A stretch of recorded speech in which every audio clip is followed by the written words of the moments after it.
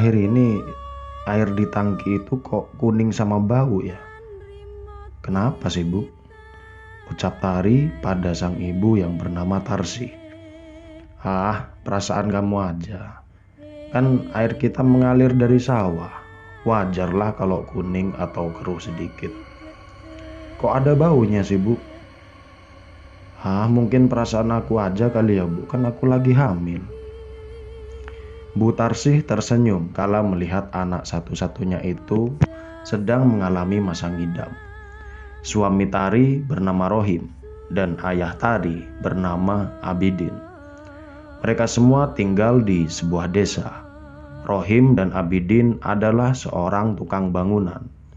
Mereka sering bekerja dari pagi hingga sore untuk mencukupi kebutuhan keluarganya. Dua keluarga ini tinggal satu atap, tepatnya di rumah Pak Abidin. Kedua orang tua Rohim sudah meninggal dunia seminggu sesudah Tari dan Rohim menikah. Orang tuanya meninggal karena sakit yang sudah parah.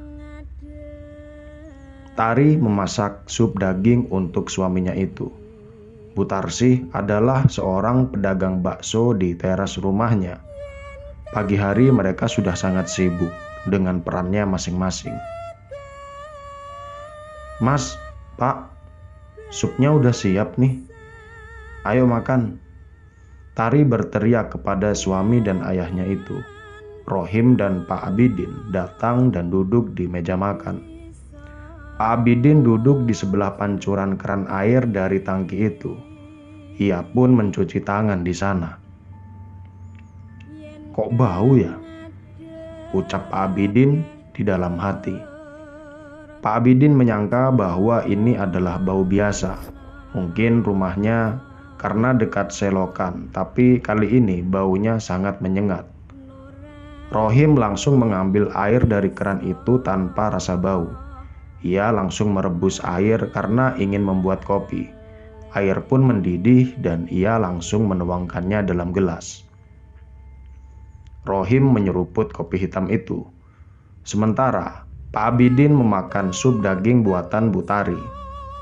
Bu Tarsih bergegas mengambil air di keran itu untuk kuah baksonya. Walaupun sedikit kuning, ia memakai air itu untuk berjualan. Bu Tarsih hari ini mendapatkan pelanggan yang lumayan banyak. Mereka semua sangat menikmati bakso Bu Tarsih karena sangat enak. Pelanggan demi pelanggan berdatangan ke rumah Bu Tarsih walaupun masih pukul 9. Di dalam rumah, Tari langsung masuk ke kamar mandi untuk membersihkan diri. Ia pun memutar keran air bak ke dalam baskom. Tangki air itu mengalir 3 jalur. Jalur air untuk wastafel, untuk bak mandi, dan untuk keperluan rumah tangga. Tidak ada yang aneh, hanya saja sekarang air di dalam bak itu berubah menjadi sedikit merah dan ada cairan hitam. Sontak Tari mual dan muntah. Masa ngidamnya mungkin semakin parah. Ia langsung bergegas mengambil gayung di dalam bak dan ia langsung berkumur-kumur. Dan saat ia sedang berkumur, tiba-tiba saja Tari berteriak dan melempar gayung itu. Segumpal rambut masuk ke dalam mulut Tari. Ia langsung mengambil dan membuang rambut itu. Rohim yang mendengar teriakan Tari datang menghampiri. Loh, kenapa sayang? Itu mas, ada rambut. Benar saja, Rohim melihat segumpalan rambut di lantai. Rohim langsung mengambil air di bak dan saat ia akan menyiram rambut itu, air yang Rohim ambil itu bercampur dengan darah yang sudah sangat bau busuk. Ia juga melihat ada daging-daging kecil dan ratusan cacing mengalir ke dalam bak. Rohim langsung terperanjat kaget. Astagfirullah, ada apa di dalam tangki itu? Rohim dan Tari langsung bergegas ke dalam rumah. Ia menceritakan kejadian itu kepada Bu Tarsih dan Pak Abidin. Pak Abidin berdiri dan Bu Tarsih menghentikan aktivitasnya. Hah? Ada cacing darah, kata Bu Tarsih. Mereka semua langsung bergegas ke kamar mandi. Saat Pak Abidin lihat, benar saja, banyak cacing dan daging-daging kecil di dalam bak. Astagfirullah, mungkin bangkai tikus mati di dalam tangki.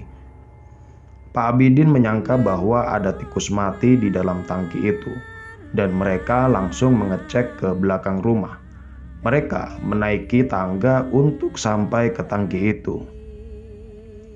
Ih, bau banget ini mas. Bau tikus kok busuk banget, kata Tari. Rohim langsung diperintahkan untuk membuka tangki itu dan mengecek apa yang ada di dalam tangki itu. Rohim lalu mengambil alat untuk membuka tangki itu. Saat Rohim membuka tangki itu, bau busuk menyeruak keluar.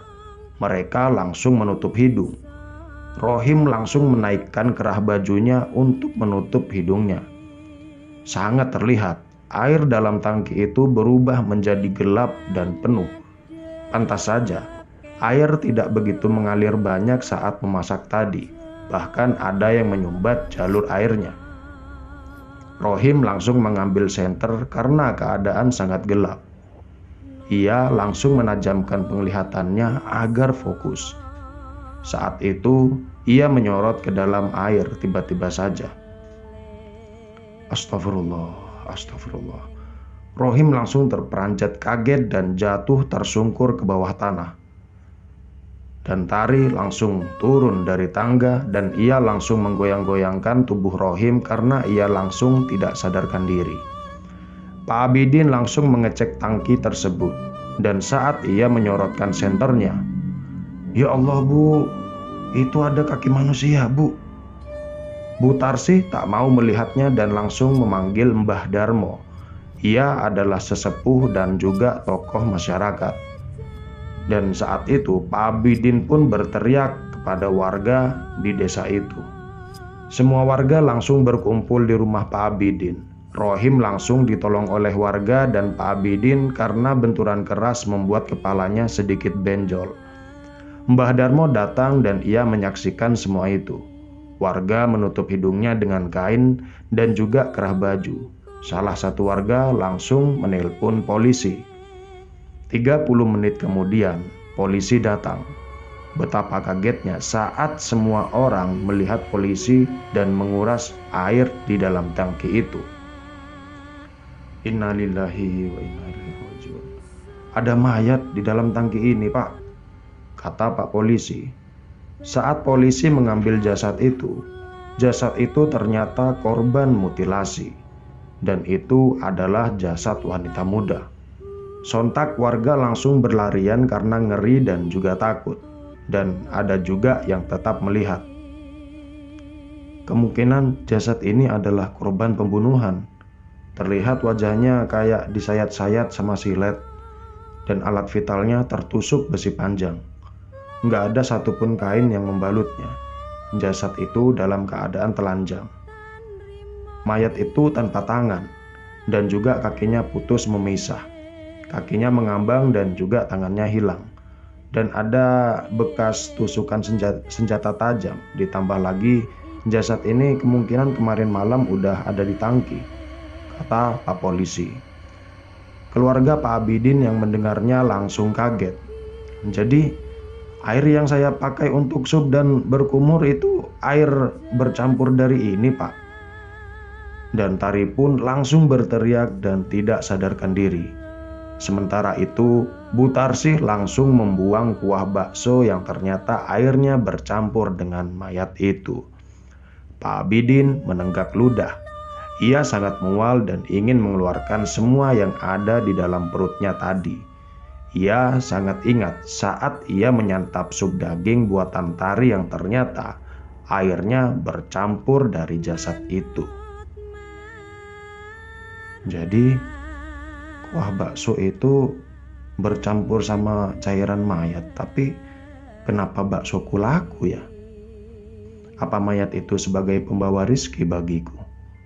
Andai aja masih banyak wanita-wanita terbunuh di sana, daganganku mungkin akan semakin laku, kata Bu Tarsih dengan tatapan yang kosong.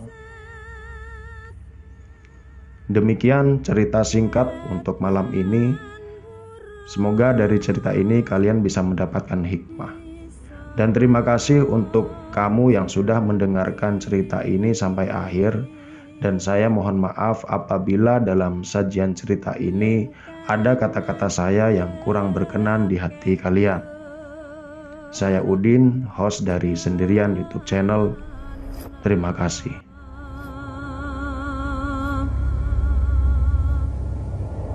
Nora burung bisa